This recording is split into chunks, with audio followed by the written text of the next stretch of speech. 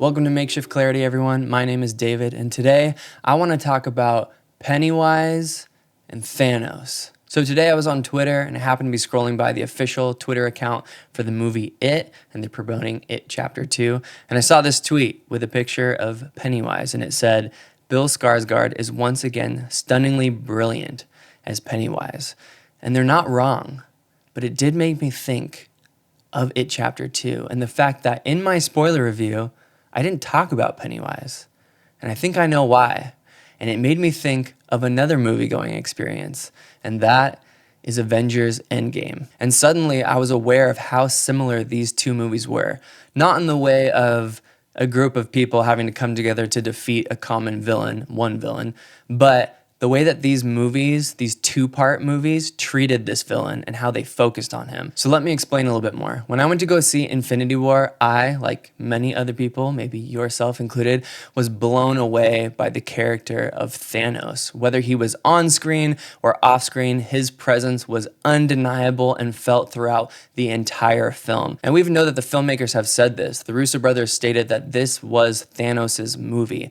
He was the main focus, and you could tell, it was obvious. His presence was felt throughout the entire film.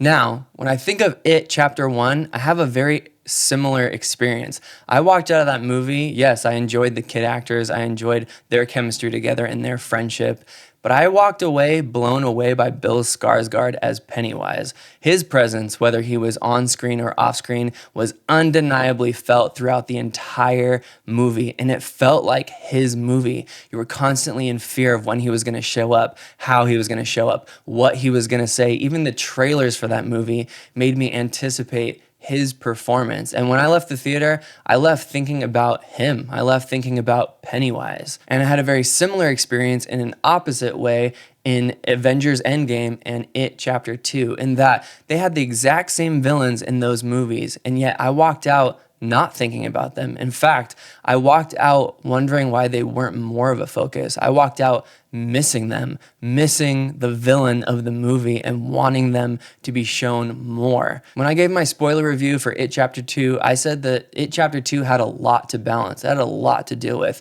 The same can be said for Avengers Endgame. That movie is massive. It is balancing so much. Time travel, that in it of itself is a lot. But I remember missing Thanos, wanting him on screen, and yes, his death at the beginning of Avengers Endgame is shocking. Thor kills him right away, and it almost takes the air out of the room, because you're like, well, what now?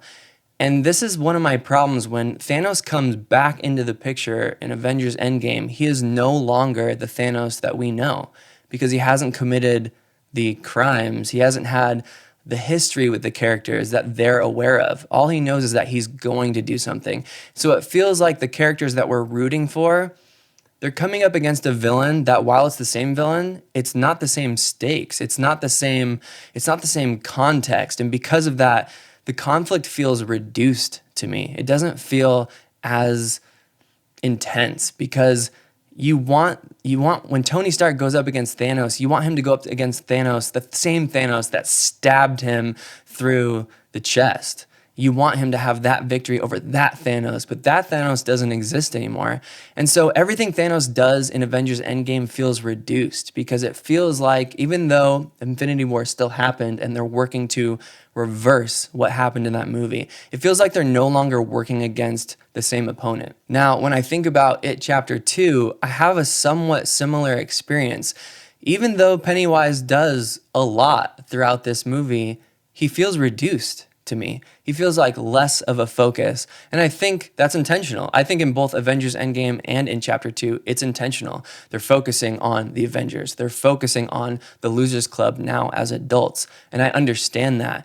But it just goes to show you how strong of a villain they created in Thanos, and how strong of a villain they created in Pennywise. And one of my problems with It Chapter 2 that I didn't even mention in my spoiler review was that Pennywise doesn't feel intentional. He doesn't feel like he is pursuing the Adult Losers Club. I never got that sense.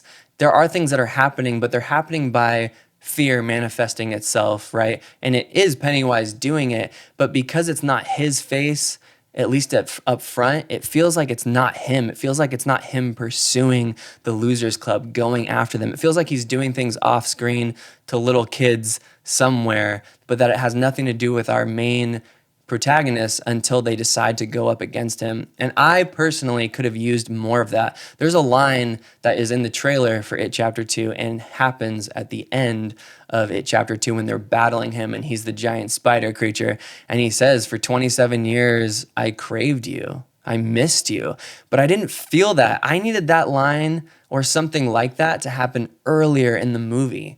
I needed some kind of confrontation, and all we got that was somewhat similar to that was the fortune cookies, the message that said something about Stanley, but it didn't feel intentional enough. I needed to see Pennywise angry and really wanting to pursue the Losers Club to bring them back, because that's the angle they're going for in the movies. In the movies, they're painting Pennywise as somebody who has a vendetta, that he's after these people who wronged him 27 years ago. But there just wasn't enough of that up front for me to really feel that. And by the time the battle happens and they're really confronting each other, it feels too late to me. It feels 2 hours into the movie and I've been missing Pennywise. A lot of when he's shown is flashbacks as their children, but I needed current things to know that this is what he wants. He wants them back. He's angry. He needs to defeat them and get revenge. And I just didn't feel that throughout the movie until they go to battle him. And so it really made it difficult throughout the movie for me to feel that intensity, for me to feel the movie moving forward. And I did mention some of that. And I think it's a major contributor is that Pennywise feels a little bit off to the side. And that's all just to say that they created a very complex and captivating villain, both in Avengers Infinity War and It Chapter 1. Pennywise and Thanos, oh my gosh, they're all over the place in that movie, whether on screen or off screen. So I definitely don't disagree with that tweet I read today. Bill Skarsgård is amazing, once again, as Pennywise, but I just missed him. And same thing with Thanos in Avengers Endgame. I just missed him. I just wanted him to be more in the forefront. And I don't know how they would have done that. You know, part of what I'm doing in this video is just kind of bringing up things of lacking. And I don't know, it's suggesting problems without any kind of solution. But that's part of what this channel is. It's called Film Critique. So I'd be interested to hear your thoughts. What did you think about that kind of comparison? Did you miss Pennywise in It Chapter 2, or did his space in that movie satisfy you? And did you see a connection with Avengers Endgame? Did you miss Thanos, the Thanos that did conquer the Avengers the first time around in Infinity War? Either way, my hat's off to both of the directors, all three of them, for creating such, and the actors, Bill Skarsgård and Josh Brolin, for creating such intense, captivating villains that by the time they were less of a focus, I missed them. Until next time, thanks for watching.